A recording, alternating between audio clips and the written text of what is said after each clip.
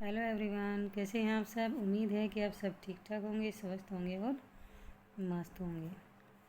तो भाई चलिए, आज हम अपनी नेक्स्ट क्लास करने जा रहे हैं। इस क्लास में हम करेंगे 6th क्लास की सभी पोएम्स को। ठीक है, सभी पोएम्स की हम हिंदी ट्रांसलेशन देखेंगे। तो फिर हम स्टार्ट करने जा रहे हैं अपनी 6th क्लास की पोएम्स को।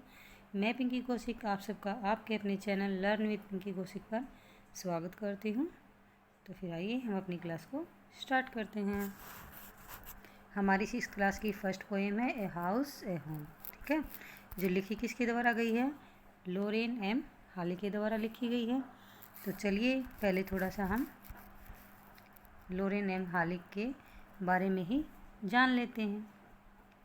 लोरेन मार्था हाली is an American poet born on December 8, 1921 in St. Peter, Minnesota, USA।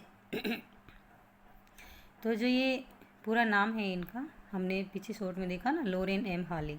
तो लोरेन मार्था हाली एक अमेरिकन पोइट हैं जिनका जन्म 8 दिसंबर 1921 को सेंट पीटर मिनेसोटा यूएसए में हुआ था। हर राइटिंग स्टाइल इज़ सिंपल। उनकी राइटिंग स्टाइल है वो सिंपल है येट थॉट प्रोवोकिंग, लेकिन थॉट प्रोवोकिंग है, यानी कि सोचने पर, विचार करने पर मजबूर कर देने वाली राइटिंग है उनकी। In this poem she aims to make a clear distinction between a house and a home. इस पोएम में भी उनका एम यही रहा है कि वो जो एक घर और एक मकान, यानी एक हाउस और एक होम में जो डिफरेंस होता है उसको क्लियर करें। ठीक है, तो फिर आइए हम अपनी पोएम स्टार्ट करते हैं। हमारी पोएम का नाम है ए हाउस ए होम, जो लिखी गई है लोरेन एम हाली के द्वारा। तो आइए हम इसे स्टार्ट करते हैं। What is the difference between a house and a home. एक हाउस और एक होम में क्या डिफरेंस होता है, discuss it with your partner. अपने पार्टनर के साथ इसे डिस्कस करो। देन रीड द पोएम, तो तब फिर पोएम को पढ़ो। तो चलिए हम पोएम स्टार्ट करते हैं। What is a house, it's brick and stone and would that's hard, some window glass and perhaps a yard, its eaves and chimneys and tile floor and stucco and roof and lots of door। यानी कि इस first stanza में house के बारे में बताया गया है कि हाउस क्या होता है, हाउस कैसा होता है। हाउस के बारे में बताया गया है कि जो घर होता है, घर क्या होता है, ईंटों का बना होता है, पत्थरों का बना होता है। ब्रिक्स क्या होती है, स्टोन होते हैं, पत्थर। ठीक है, ईंट पत्थरों का बना होता है, हार्ड लकड़ी का बना होता है, विंडो ग्लास होते हैं, शायद एक आंगन होता है। It's eaves and chimneys. अब ईव्स क्या होता है, ये एक छत का एक पार्ट होता है जो बिल्डिंग की दीवारों से मिला हुआ होता है, उसको ईव्स बोलते हैं। चिमनीज आप सब घरों में देखते हैं, आप सबको पता है। एंड टाइल फ्लोर्स होता है। स्टूको, अब स्टूको क्या होता है, स्टूको एक फाइन प्लास्टर होता है। ठीक है, जो जैसे कि दीवार को बिल्कुल स्मूथ करने के लिए जो हम लिपाई करते हैं ना, उसको स्टोको बोला जाता है, जो प्लास्टर हम करवाते हैं। ठीक है, लिपाई करवाते हैं, फिर पेंट वगैरह करवाते हैं, उसी को स्टोको बोला गया है। तो वो होता है, और छतें होती हैं, बहुत सारे दरवाजे होते हैं। तो ये एक हाउस की, या फिर हम कहें कि एक मकान की परिभाषा दी गई है कि वो क्या होता है, वो कैसा होता है। हम इसका नेक्स्ट स्टेंजा पढ़ते हैं। What is a home? It's lovely and family. Sorry, it's loving and family and doing for others. It's brothers and sisters and fathers and mothers. It's unselfish acts and kindly sharing and showing your loved ones you are always caring। पहले स्टेंजे में हमने पढ़ा house के बारे में, second में पढ़ेंगे हम होम के बारे में कि होम क्या है, होम क्या होता है। तो होम होता है भी जहाँ पे प्यार होता है, जहाँ पे परिवार होता है, जहाँ लोग एक दूसरे की केयर करते हैं, एक दूसरे के लिए जीते हैं, वो होम होता है। जहाँ पे भाई बहन होते हैं, माता पिता होते हैं, और जो सभी एक दूसरे के लिए अनसेल्फिश एक्ट करते हैं, यानी कि बिना स्वार्थ के किसी के लिए, एक दूसरे के लिए वो काम करते हैं, काइंडली शेयरिंग करते हैं। ठीक है, एक दूसरे के प्रति अपना प्यार दिखाते हैं, एक दूसरे की केयर करते हैं। तो हाउस और होम में यही डिफरेंस है कि एक हाउस मीन्स एक मकान जो भाई ईंट पत्थरों से बना होता है, जिसमें हार्ड लकड़ी लगी हुई होती है, जिसकी दीवारों को अच्छे से प्लास्टर किया होता है, डेकोरेटेड होती हैं उसकी वॉल्स वगैरह सब। तो वो एक मात्र मकान है। और वो मकान घर कब बनता है, यानी कि एक हाउस होम कब बनता है, जब उसमें परिवार होता है, परिवार में प्यार प्रेम होता है, फैमिली होती है, फैमिली के अंदर एक दूसरे के प्रति रिस्पेक्ट होती है, सभी आपस में अपने बिना स्वार्थ के एक दूसरे के लिए काम करते हैं। ठीक है, आपस में चीज़ों को शेयर करते हैं, एक दूसरे की केयर करते हैं, कोई तकलीफ़ में होता है तो भाई उसके जैसे कहते हैं ना सुख दुख बांटते हैं फैमिली में, तो वो फिर हाउस होम हो जाता है, यानी कि एक मकान घर बन जाता है। वो घर मकान तब तक रहता है जब तक वो ईंट पत्थरों का बना है, खाली एक बिल्डिंग है वो डेकोरेटिव टाइप में, भाई जो देखने में तो बहुत सुंदर है लेकिन उसके अंदर परिवार नहीं है। अगर परिवार है तो परिवार में कोई प्यार प्रेम नहीं है, सभी स्वार्थ के भरे हुए हैं, तो उसे हम घर नहीं कहेंगे, उसे हम होम नहीं कहेंगे। एक मकान होम या घर तभी बनता है जिसमें पूरा परिवार प्यार प्रेम से रहे, एक दूसरे के लिए जिए, एक दूसरे के प्रति अपने जो प्यार प्रेम को दिखाए भी और एक दूसरे की केयर भी करे। ठीक है, सारी चीज़ें आपस में शेयर करें, उनके अगर कोई तकलीफ़ में है तो भाई उसको बिल्कुल एक्स्ट्रा टाइम दें, उसका ध्यान रखें। कोई घर में बीमार है, बड़ा बुजुर्ग है, तो उसको टाइम पे मेडिसिन वगैरह देना, खाना खिलाना पिलाना नहलाना, जो कुछ भी होता है ये सब एक होम में होता है, एक घर में होता है जहाँ हमें प्यार प्रेम देखने को मिलता है। तो एक हाउस और एक मकान, होम में एक मकान और एक घर में यही डिफरेंस होता है। आई होप कि आपको ये पोएम समझ आ गई होगी। Thanks for watching. पोएम है द काइट। तो ये पोएम एक काइट के बारे में है। इस पोएम को लिखा है हैरी बेन ने। ठीक है, हैरी बेन। तो चलिए हम इसको एक बार पूरी को पहले पढ़ लेते हैं। All of us like to fly kites, कि भाई हम सब ने भी काइट उड़ाई है, हम सबको भी काइट उड़ाना अच्छा लगता है। Have you ever tried to fly one, क्या तुमने कभी पतंग उड़ाने की कोशिश की है। Read this poem about a kite as it flies in the sky. तो इस पोएम में हम एक क्या पढ़ेंगे, आकाश में पतंग उड़ते हुए पतंग के बारे में पढ़ेंगे हम। ठीक है, तो आइए हम स्टार्ट करते हैं इसको।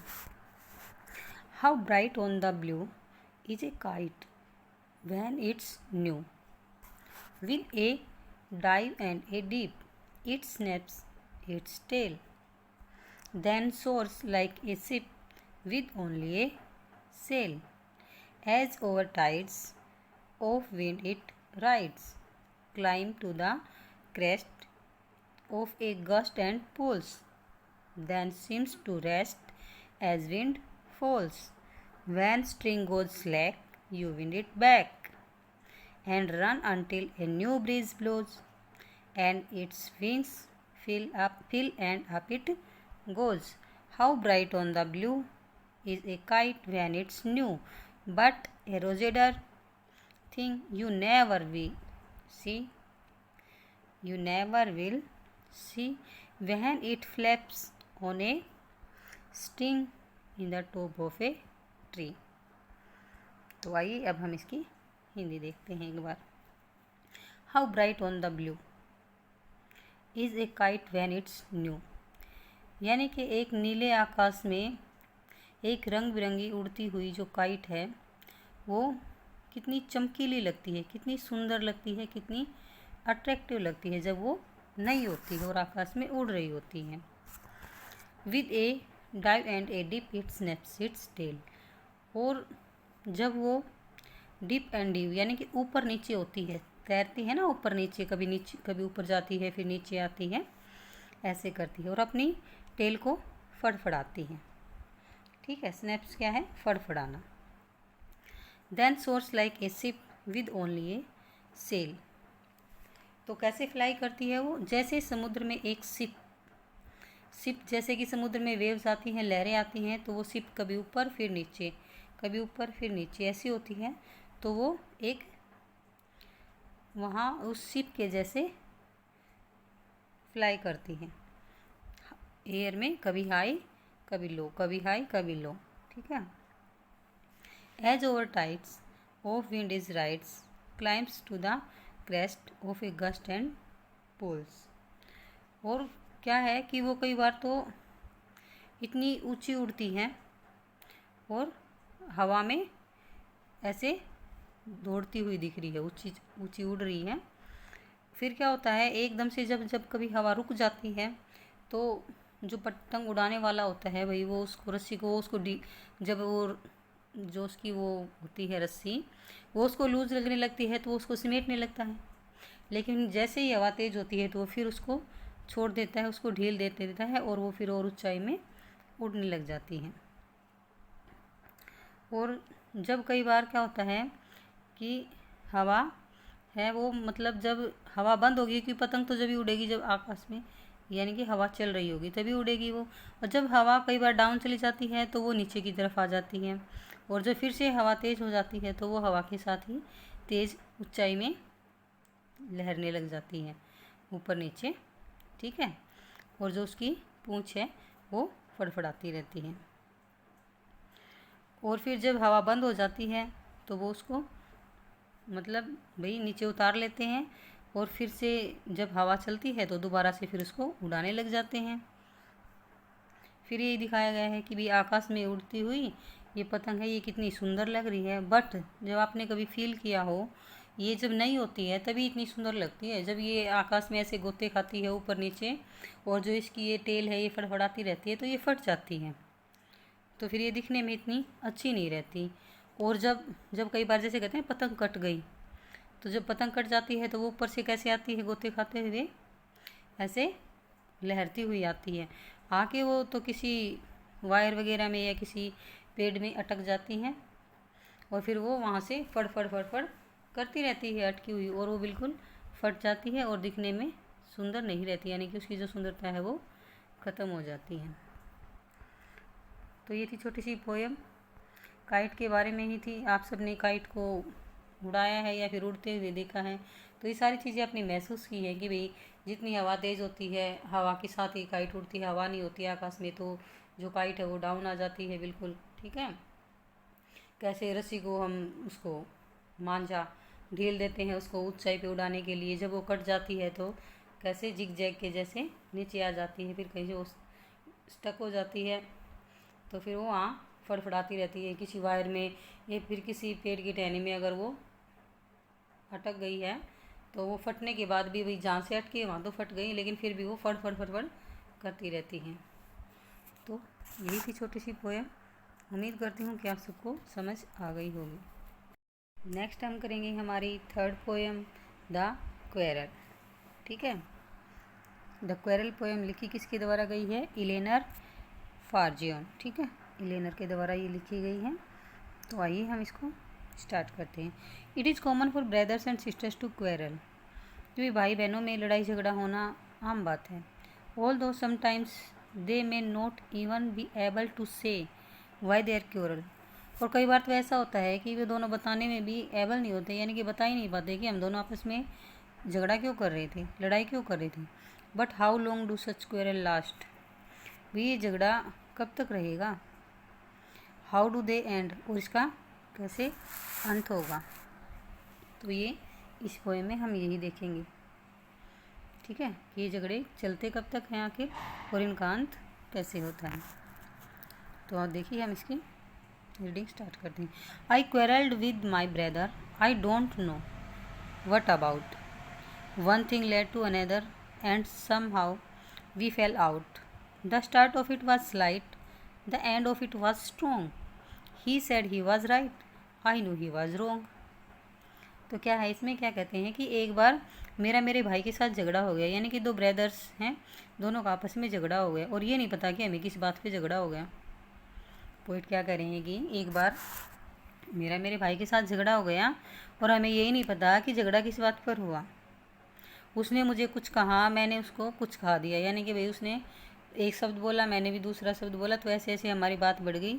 The start was of it was slight, यानी कि जो लड़ाई का झगड़े की जो स्टार्टिंग थी वो बहुत ही हल्की सी थी, बट उसका जो एंड था वो बहुत स्ट्रॉन्ग हो गया, यानी कि लड़ाई बढ़ती बढ़ती बहुत भयंकर होगी, दोनों में हाथापाई हो गई। अब पता है ना, बच्चे आपस में लड़ते हैं तो हम सब देखते भी हैं, और हम सब ने भी किया है, हम भाई बहनों की भी आपस में भाई ऐसे छोटी मोटी ये लड़ाइयाँ होती रहती हैं, हर घर में होती थी, होती हैं, और शायद होती भी रहेंगी, आगे तो कुछ ज़्यादा ही होंगी। आजकल के बच्चों को देखे तो उनसे, ठीक है। तो और उन्हें ये नहीं पता होता कि भाई लड़ाई किस चीज़ के लिए हो रही है। फिर वो कहता है कि भाई उसने कहा कि वह सही था और वो जानता है कि वो गलत था।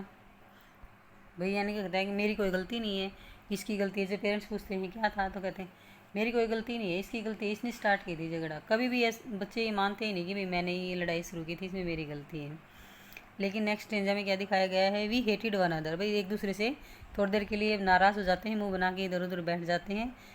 द आफ्टरनून टर्न ब्लैक, अब टर्न ब्लैक क्या है कि भाई वो मतलब उदास से हो गए, दोनों उदास से बैठे हैं। अब जब मान लो कि बड़ा भाई आता, then suddenly my brother thumped me on the back.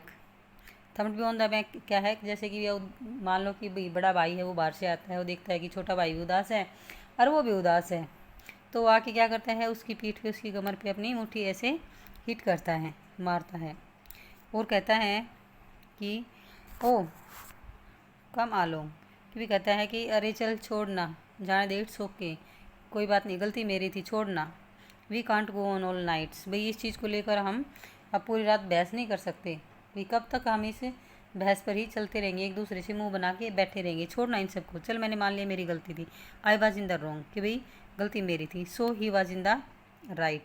और फिर जो हमारे पोइट हैं वो मान लेते हैं कि गलती उसकी नहीं थी, वो सही था, ठीक है। तो ये आप सब देखते हैं, घरों में भी बच्चों को देखते हैं, ये एक नॉर्मल सी आम बात है बच्चों में, छोटी छोटी बात के लिए, कहीं पर जाने के लिए, बैठने के लिए, टीवी देखने के लिए, किसी चीज़ को खाने पीने के लिए, पहले मैंने इसको हाथ लगाया था, पहले मैं यहाँ आके बैठा था, पहले मैंने रिमोट उठा लिया, मतलब छोटी छोटी बातों पे ऐसी लड़ाइयाँ होती रहती हैं। और फिर हम ये भी देखते हैं कि ये बच्चे इतनी लड़ाइयाँ करने के बाद, झगड़ा करने के बाद थोड़ी देर एक दूसरे से नाराज़ रहते हैं और फिर एक दूसरे को ऐसे मना लेते हैं जैसे कभी इनकी लड़ाइयाँ हुई नहीं थी। थोड़ी देर बाद हम क्या देखते हैं कि ऐसे बैठे हैं कि भाई बिल्कुल शांत, इनके जैसा तो कोई अच्छा भाई बहन या भाई है ही नहीं, कि बिल्कुल लड़े ही ना हो, झगड़ा इनमें हुआ ही ना हो, ऐसे बहुत ही जल्दी इनका फिर पैचअप भी हो जाता है। तो यही थी छोटी सी पोएम, आई होप कि आप सबको समझ आ गई होगी। नेक्स्ट पोएम है ब्यूटी, और ये हमारी 4th पोएम है। तो चलिए आइए अब हम इसको रीड करते हैं। व्हाट इज़ ब्यूटी, ब्यूटी क्या है, सुंदरता क्या है। Try to describe what beauty is, describe करने की कोशिश करो, वर्णन करने की कोशिश करो कि सुंदरता क्या है। और list some of the things और persons you think are beautiful, और एक लिस्ट बनाओ उन चीज़ों की और उन पर्सन्स की, उन लोगों की जिन्हें तुम सुंदर मानते हो, ठीक है, जो तुम्हारी नज़र में सुंदर है। Now let us read a poem on beauty, और अब हम ब्यूटी पर ही एक पोएम पढ़ते हैं। Beauty is seen in the sunlight, the trees, the birds, corn growing and people working और डांसिंग फॉर देयर हार्वेस्ट। तो ब्यूटी इज सीन, यानी कि ब्यूटी को देखा जाता है, ब्यूटी को देखा जा सकता है, कहाँ देखा जा सकता है, इन द सनलाइट, सूरज की रोशनी में, सूरज की रोशनी में जब उगते हुए सूरज को हम देखते हैं तो जब वो रेड रेड और येलोनेस वहाँ पे जो होती है वो कितनी सुंदर लगती है, तो हम उसकी सुंदरता को उस समय देख सकते हैं। द ट्रीज, पेड़ों की सुंदरता को देख सकते हैं, हरे भरे पेड़ कितने सुंदर लगते हैं। द बर्ड्स, चहचहाते हुए पक्षी, उड़ते हुए पक्षी, ठीक है, सुंदर लगते हैं। कॉर्न ग्रोविंग, कॉर्न यानी कि मक्का, मक्का के खेत या फिर कोई भी फसल है, हरी भरी लहराती फसल कितनी अच्छी लगती है, कितनी सुंदरता होती है उसमें। एंड पीपल वर्किंग, और खेतों में काम करते हुए लोग। और डांसिंग फॉर देयर हार्वेस्ट, और अपनी फसल के लिए नाचते हुए, यानी कि जब उनकी फसल पककर तैयार हो जाती है और जो रिजल्ट यानी कि जो उन्हें मिलता है, जो फसल उन्हें मिलती है, उसको देखकर जब वो डांस करते हैं तो वो कितना सुंदर होता है, ठीक है। तो इस तरह से हम ब्यूटी को देख सकते हैं। नेक्स्ट स्टेंजा में कहा गया ब्यूटी इज हियर्ड, कि ब्यूटी को सुना जा सकता है, सुंदरता को सुनकर भी महसूस किया जा सकता है। आगे क्या है, इन द नाइट, कैसे नाइट में हम सुंदरता को सुन सकते हैं, ब्यूटी को सुनकर महसूस कर सकते हैं। किस चीज़ के ज़रिए, विंड साइंग, रेन फॉलिंग और a singer chanting anything in the year nest. मतलब कि जब हवा चलती है तो उस हवा की आवाज़ को हम सुनकर उसकी सुंदरता का पता कर लगा सकते हैं कि भाई कितनी सुंदर हवा चल रही है। रेन फॉलिंग, जब बारिश होती है तो वो कितनी, उसकी जो बारिश की आवाज़ होती है वो सुंदर होती है, ठीक है। और एक सिंगर जब गा रहा होता है पूरा सीरियस होके, यानी फिर या फिर अपना अभ्यास कर रहा होता है, तो वो उस चीज़ को हम सुनकर उसकी सुंदरता को महसूस कर सकते हैं। नेक्स्ट स्टैंजा में दिखाया गया है, beauty is in your self, good deeds, happy thoughts that repeat themselves in your dreams, in your work and in your rest.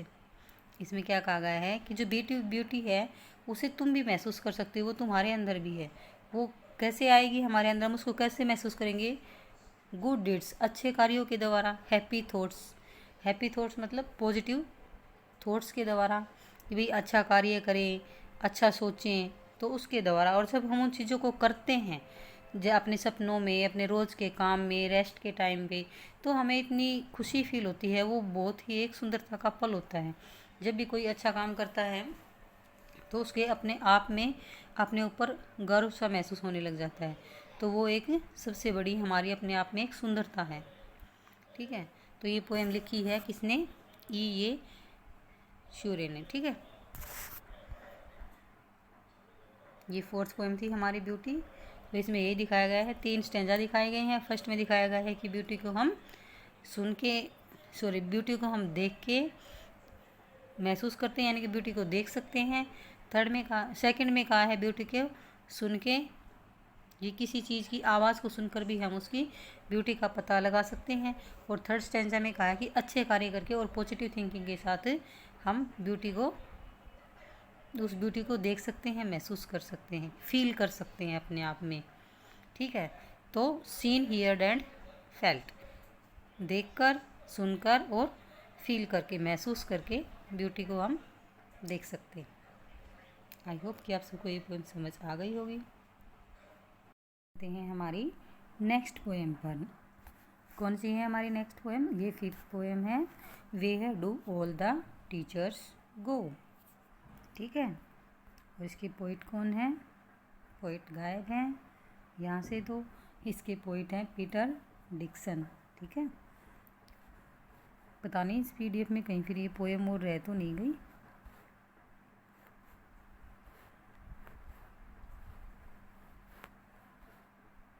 चलो नेक्स्ट के साथ मर्ज कर लेंगे उसको, अगर कहीं ये रह जाती है तो हम उसको नेक्स्ट पोएम के साथ मर्ज कर लेंगे।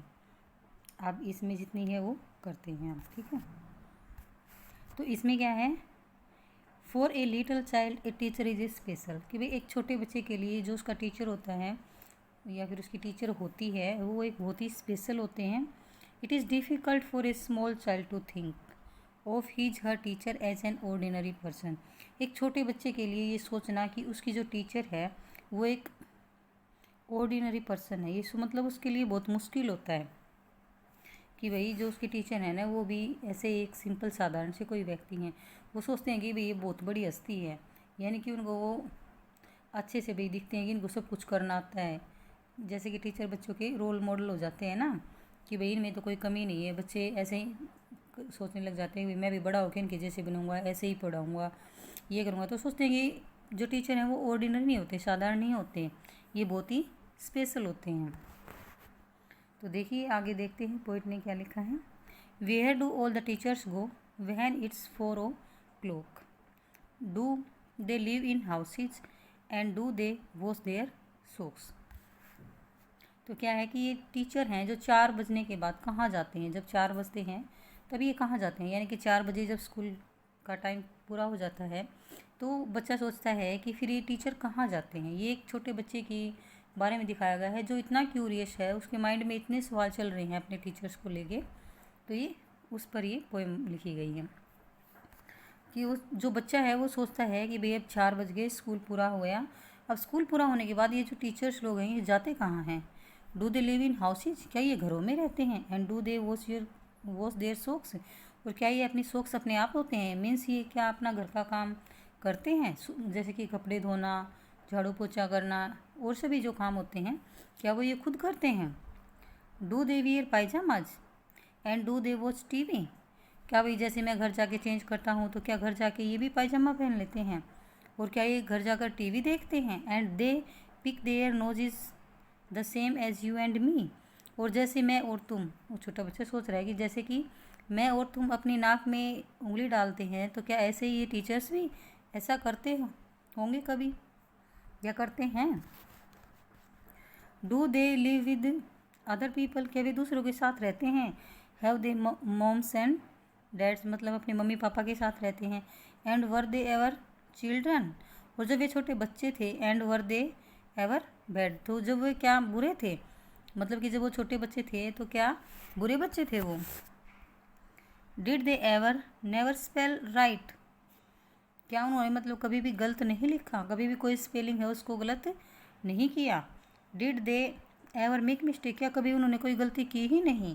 वर they punished in the corner if they teach the chocolate flakes? क्या कभी कॉर्नर में ले जाके उनको पनिश किया गया था, जब वो जैसे कि किसी बच्चे को भूख लगी है और ऐसे बेसब्री से वो चॉकलेट को ऐसे फाड़ फाड़ के खा लेता, हाथ पर लगा लेता है, गिरा देता है, तो क्या ऐसा कभी उन्होंने किया था और उसके लिए उनको punishment? Did they ever lose their human books?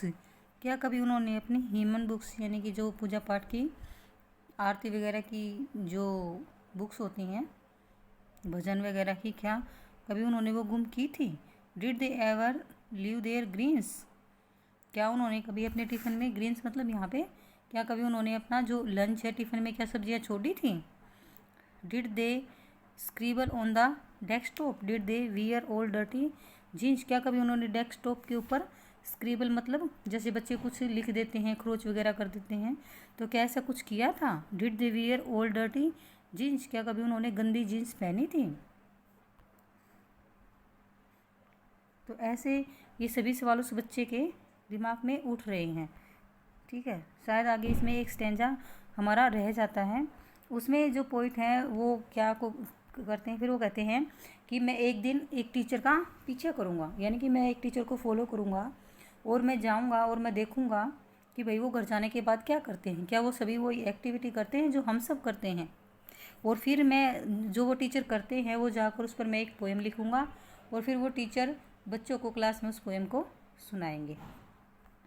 I think यहाँ पे ये कंप्लीट हो जाती है और ये लिखी गई है पीटर डिक्सन के द्वारा। ठीक है, आगे हम हमारी नेक्स्ट पोएम को रीड करते हैं। नेक्स्ट पोएम है हमारी द वंडरफुल वर्ड्स। तो आइए हम इसके करते हैं अब। Imagine a world without language? एक ऐसे वर्ल्ड को इमेजिन करो जिसमें भाषा ही ना हो, भाई बिना भाषा के लोगों की बातें समझना कि भाई वो क्या कह रहे हैं, क्या विचार हैं उनके, क्या आइडियाज़ हैं, ये समझना बड़ा मुश्किल हो जाता है। All human speaks at least one language? भाई सभी ह्यूमन्स हैं वो कम से कम एटलीस्ट एक भाषा तो बोलते ही हैं भाई, जिससे वे अपने विचारों का आदान प्रदान करते हैं, एक दूसरे की बातें समझते हैं। The words we speak bring out our thoughts? जो वर्ड्स हैं वो हमारे थॉट्स को बाहर निकालते हैं, हमारे विचारों को। Read the following poem on words. तो वर्ड्स पे इस पोएम को हम आगे पढ़ते हैं। Never let a thought shrivel and die for want of a way to say it, for English is a wonderful game and all of you can play it. तो इसमें क्या है कि never let a thought shrivel and die, कि भाई कभी भी किसी विचार को, श्रीवल मतलब सिकुड़ने मत दो, कॉन्ट्रैक्ट मत होने दो, एंड डाई मरने मत दो, कि भी कभी भी किसी विचार को अपने अंदर घुटने मत दो, मरने मत दो, उसे हमें कह देना चाहिए एक अच्छे वे में, एक अच्छे तरीके से। भी अपनी बात को अंदर रखना नहीं चाहिए, जो दिमाग में हमारे विचार आए उसे हमें कह देना चाहिए। इंग्लिश है वो एक बहुत ही वंडरफुल गेम कहा गया है इसमें, मतलब कि इंग्लिश एक बहुत अच्छी लैंग्वेज है, उस गेम को आप सब खेल सकते हो, मतलब कि उस भाषा को आप सब बोल सकते हो। All that you do in is match the words to the brightest thoughts in your head so that they come out clear and true. फिर आगे क्या है कि all that you do it match the words, कि भाई आप सभी हो ना, इन जो ये शब्दों का जो ये गेम है, मैच है, इसको आप सभी बोल सकते हो, यानी कि इसको खेल सकते हो।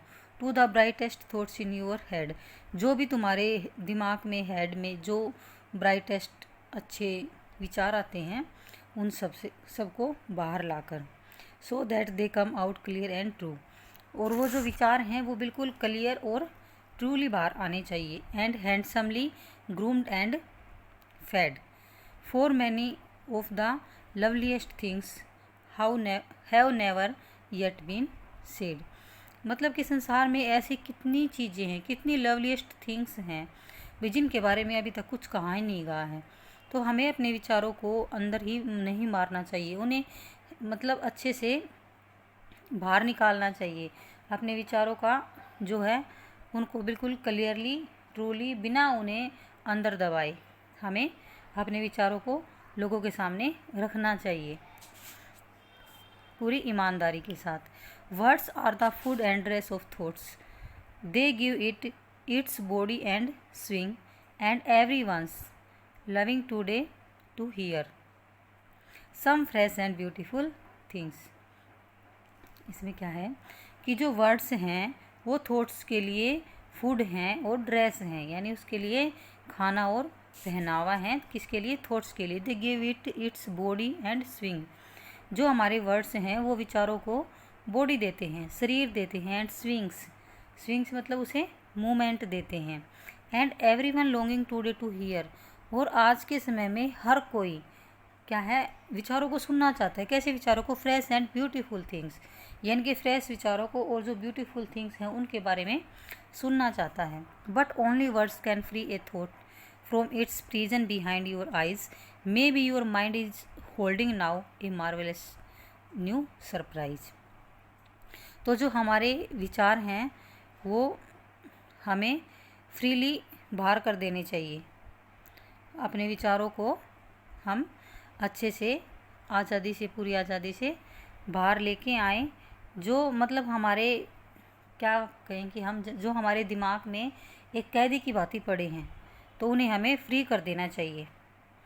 जो हमारे दिमाग में जो हमारे विचार हैं, जिन्हें हमें दबा रखा है, जो हमारे दिमाग में कैद हुए हैं, उन्हें हमने फ्री कर देना चाहिए, आज़ाद कर देना चाहिए।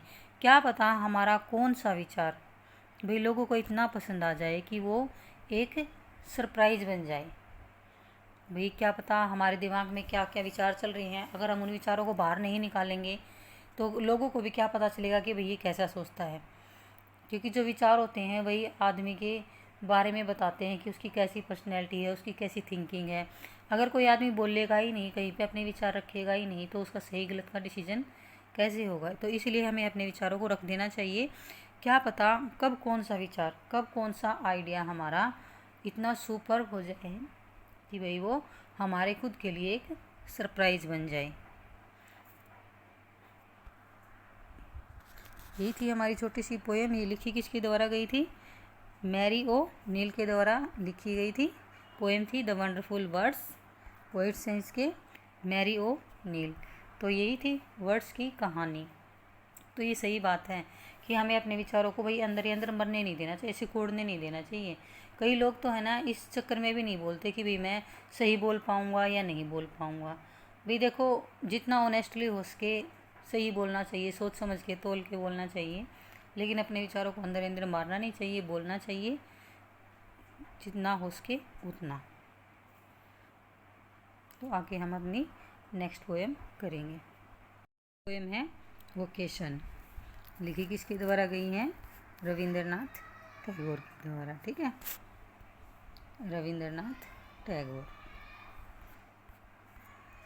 तो आइए हम इसको देख लेते हैं।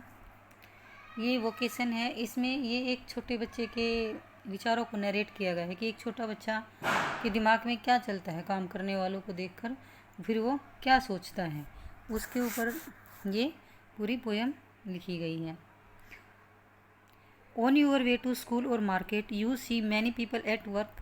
भाई कभी स्कूल जाते हुए या बाजार जाते हुए आपने रास्ते में कई लोगों को काम करते हुए देखेगा। इन pairs discuss what you have notice. भाई जोड़ों में भी काम करते हुए देखा होगा, तो उसको डिस्कस करो कि आप वो देखकर क्या नोटिस करते हो। देन रीड दिस पोएम, तब इस पोएम को पढ़ो। You may read it allowed with A partner if you like. अगर तुम्हें अच्छा लगे तो इसे अपने पार्टनर के साथ ज़ोर ज़ोर से पढ़ो। आइए हम इसको स्टार्ट करते हैं। When the gong sounds 10 in the morning and I walk to school by our lane। तो कहते हैं कि जब सुबह के 10 बजते हैं और मैं स्कूल जा रहा होता हूँ, गलियों से मैं स्कूल जा रहा होता हूँ। जो ये नरेटर हैं वो बताते हैं कि जब सुबह 10 बजते हैं और मैं स्कूल अपनी गलियों से जा रहा हूँ। Every day I meet the hawker crying bangles crystal bangles. तो कहते हैं कि मैं हर रोज़ एक होकर से मिलता हूँ। होकर मतलब जो गलियों में घूमकर सामान बेचते हैं वो होते हैं, ठीक है। तो मैं हर रोज़ इससे होकर से मिलता हूँ जो चिल्लाता रहता है बैंगल्स क्रिस्टल बैंगल्स। भाई चूड़ियाँ ले लो, चूड़ियाँ ले लो, ऐसे चिल्लाता रहता है। There is nothing to hurry in on. उसे किसी बात की कोई जल्दी नहीं है। There is no road he must take. भी ऐसा कोई रास्ता नहीं है जो उसे इस रास्ते पे जाना पड़े। जैसे कि जो नरेटर है उसको रोज़ भाई घर से स्कूल जाना है तो उसी रास्ते से जाना है, तो इसके लिए क्या है भाई वो कोई से भी रास्ता पे जा सकता है। No place he must go to. भी ऐसा कोई भी स्थान नहीं है कि उसे बस यहीं पे ज़रूर जाना है, किसी भी स्थान पर जाके तो अपनी चूड़ियाँ सेल कर सकता है। नो टाइम वहन ही मस्ट कम होम। कि भाई उसके पास ऐसी कोई बंदिश नहीं है कि भाई उसे अभी इसी टाइम घर ही जाना है, वो कभी भी अपने घर जा सकता है। आई विश आई वर ए होकर। फिर जो नरेटर वो कहते हैं कि काश मैं एक होकर होता। Spending my day in the road crying bangles crystal bangles. और सारा दिन रोड पे चिल्लाता रहता कि चूड़ियाँ ले लो, चूड़ियाँ ले लो। When at 4 in the afternoon I come back from the school. और जब 4 बजे आफ्टरनून को जब नरेटर हैं जो ये पढ़ के स्कूल से घर वापस आते हैं तो कहते हैं I can see through the gate of that house. तो कहते हैं कि मैं घर के गेट से जब बाहर जाता हूँ the gardener digging the ground. और जो गार्डनर है वो ज़मीन को खोद रहा होता है, माली है वो ज़मीन को खोद रहा होता है। He does what he likes with his spades. कि भाई वो अपने स्पेड्स मतलब वैसे तो जैसे फावड़ा कुदाली इससे जैसे ज़मीन खोदते हैं, कुछ भी कर सकता है। He soil his cloth with dust. और जो उसके कपड़े हैं वो मिट्टी से धूल मिट्टी से सन चुके हैं। Nobody takes him to task. भाई कोई भी उसे ये नहीं कह रहा है तुम्हें ये करो वो करो, वो अपनी मर्ज़ी से किए जा रहा है। If he gets baked in the sun और गेट्स वेट। भाई यदि वो जैसे कि सूरज की गर्मी से या फिर पानी से गीला हो जाए तो उसे कोई कुछ कहने वाला नहीं है। I wish I were a gardener. Because मैं गार्डनर होता। Digging away the garden with nobody to stop me from digging. काश मैं गार्डनर होता और ज़मीन खोद रहा होता अपने हिसाब से और कोई भी मुझे रोकने वाला ना होता। Just as it gets dark in the evening. और जैसे शाम के समय जब अंधेरा होता है and my mother sends me to bed. जब मेरी माँ मुझे सोने के लिए भेजती है। I can see through my open window the watchman walking up and down. तो मैं अपने कमरे की खिड़की से बाहर झाँकता हूँ तो देखता हूँ कि जो वॉचमैन है वो अप डाउन किए जा रहा है, भी गलियों में यहाँ वहाँ घूम रहा है। The lane is dark and lonely. जो गलियाँ हैं वो क्या है अंधेरी हैं और अकेली अकेली सी हैं। And the street lamp stand like a giant with one red I in its head. और जो स्ट्रीट लैम्प है वो ऐसे जाइंट मतलब कि एक दानव के जैसे खड़ा है जिसके सिर पर एक रेड आई है। ये स्ट्रीट लाइट से लैम्प किया है, जो स्ट्रीट लाइट है उसको एक जाइंट से कंपेयर किया है। The watchman swings his lantern and walks with his shadow at his side and never once goes to bed in his life. और जो वॉचमैन है और उसके हाथ में जो लैंटेन है ऐसे जब वो चलता है तो वो स्विंग करती है, दाएं बाएं घूमती रहती है, वो भी चलती है। तो और जो शैडो है वो उसके साथ साथ शैडो भी चल रही हैं। और भाई उसे अब सोने के लिए घर जाने की कोई जल्दी नहीं है कि कब उसे अब जाना है कब सोना है। And never once goes to bed in his life. और वही सोने के लिए जाता ही नहीं है। I wish I were a watchman walking the street all night. तो कहता है काश मैं एक वॉचमैन होता और गलियों में सारी रात घूमता। Chasing the shadows with my lantern. और मेरी लैंटर्न के साथ शैडोज को चेस करता यानी कि पकड़ता। ठीक है, तो यही थी पोएम, तो पूरी हो गई। तो इसमें क्या है, एक छोटे बच्चे की जिज्ञासा दिखाई गई, विचार दिखाए गए, मतलब वो जिसको भी देखता है उसको वही अच्छा लगता है कि भाई अरे इसको तो देखो कुछ काम नहीं करना पड़ता। लेकिन जो रियलिटी होती है वो बच्चा उससे अनजान होता है, उसको पता नहीं कि भाई जो गलियों में घूम के सामान बेचना है या फिर गार्डनर का काम है या फिर वॉचमैन का काम है, ये कितना मुश्किल होता है। इस चीज़ का बच्चे को नहीं पता। बच्चे को तो बस आसान लग रहा है भाई जो फेरी वाला है, होकर है, वो सारा दिन ऐसे मर्जी से घूमता फिरता है, जहाँ उसका मन करे उस गली में जाता है, जहाँ मन करे उस जगह पे जाता है, जब मन करे जब घर जाता है। भाई मेरे पास तो जैसे मुझे अभी इसी टाइम स्कूल जाना है, इस टाइम घर आना है, मेरा तो टाइम फिक्स है। तो बच्चा अपने आप को बाउंडेड समझता है और इनको फ्री समझता है, लेकिन बच्चे को ये पता नहीं है कि भाई ये कितना हार्ड वर्क करते हैं, मतलब कि वो रियलिटी से बिल्कुल अनजान है। उसके जो विचार थे, उस जो वो सोच रहा था, उसने उसको अपना हिसाब से बताया है। अब उसको ये नहीं पता कि ज़मीन खोदने में कितनी मेहनत लगती है, उसको तो ये लग रहा है कि भाई ये इंजॉय कर रहा है। काश में भी एक गार्डनर होता, काश में भी एक होकर होता। अब उस ये नहीं पता उसको कि भाई जो ये है वॉचमैन है, सारी रात जागना पड़ता है उसको तो लग रहा है कि भाई मेरे को तो मम्मी ने शाम होते ही बोल दिया कि भाई जाओ तुम सो जाओ, सोने का टाइम होगा। अब इसको देखो, ये मर्जी से इसको सोना भी नहीं पड़ेगा, भाई अपनी मर्जी से घूम फिर सकता है गलियों में रात को। लेकिन क्या है कि ये सब इसीलिए है क्योंकि वो छोटा बच्चा है और वो रियलिटी से अनजान है। उम्मीद करती हूँ कि ये पोएम आपको समझ आ गई होगी। आगे हम हमारी नेक्स्ट पोएम करते हैं। हमारी नेक्स्ट पोएम है व्हाट इफ़। तो अब हम व्हाट इफ़ मतलब ये हो जाए तो क्या होगा, ये हो जाए तो क्या होगा। क्यों एक अजीब सा डर हर इंसान के मन में रहता है कि भाई अगर ये हो जाए तो क्या होगा, ये हो जाए तो क्या होगा। तो ऐसा ही कुछ इस पोएम में दिखाया गया है। आइए हम इसको देखते हैं। Are there times when your mind feels with fear. भाई क्या कभी मतलब ऐसा समय आया है जब आपका दिमाग है, जो माइंड है, वो डर से भर गया हो। Have you ever thoughts what if something dangerous happen to me or the people around me. कि भाई अब ऐसे विचार आ गए, वैसा डर मन में भर गया हो कि भाई अब मेरे साथ या मेरे अराउंड जो भी पीपल उन सब के साथ कुछ डेंजर्स हैपन होने वाला है, कुछ बहुत ही खतरनाक घटित होने वाला है। What if the world stop revolving around the sun. क्या होगा अगर यदि जो संसार है, जो पृथ्वी है, वो सूर्य के चारों ओर घूमना बंद कर दे। What if the sun does not rise in the morning. क्या होगा यदि सूर्य भी मॉर्निंग में राइज ना हो तो। Here is a poem which talks about some more such what ifs. तो यहाँ ये पोएम है कुछ ऐसे ही और व्हाट इफ्स यानी कि क्या होगा के बारे में हमें बता रही है। चलो तो आगे हम देखते हैं। Last night while I lay thinking here some what ifs crowd inside my ear and pranced and parties all night long and sang their same old what if song। तो क्या है कि इसमें जैसे कि नरेटर कहते हैं, ये भी शायद एक छोटा बच्चा ही है इसमें भी, क्योंकि जो जितना भी क्या होगा दिखाया गया है वो एक बच्चे की ही सेंस में जाता है सारा। तो क्या है इसमें भी एक छोटा बच्चा है। तो क्या कहता है, जब रात को मैं सोने गया तब मेरे दिमाग में कुछ ऐसी क्राउलिंग होती है, कानों के अंदर ऐसी क्राउलिंग होती है कि भाई क्या होगा, ये चीज़ें ऐसा हो जाए तो क्या होगा, यदि ये हो गया तो क्या होगा, ये हो गया तो क्या होगा। ऐसा फिर उसके अंदर कानों के अंदर क्राउलिंग करता है और सारी रात ऐसे ही ये शब्द उसके कानों में नाचते गाते हैं, पार्टी करते हैं। And song their same old what if songs. तो फिर यही पुराना जो गाना क्या होगा चलता रहता है। तो वो क्या है, क्या क्या सोचता है ये, तो वो सब हम इसमें अब आगे देखेंगे। What if I am dumb in school. क्या होगा यदि मैं स्कूल में गूंगा हो जाऊं। What if they have close the swimming pool.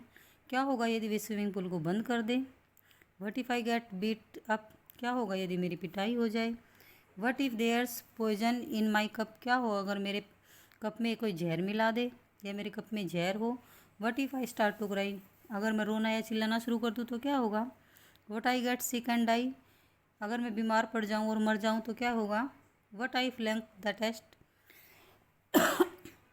यदि मैं टेस्ट में फेल हो जाऊँ या अच्छे मार्क्स ना ले पाऊँ तो क्या होगा। What if green hair grow on my chest, यदि मेरी चेस्ट पर ब्लैक की जगह ग्रीन हेयर उगाएं तो क्या होगा। What if nobody likes me, यदि कोई मुझे पसंद ना करे तो क्या होगा।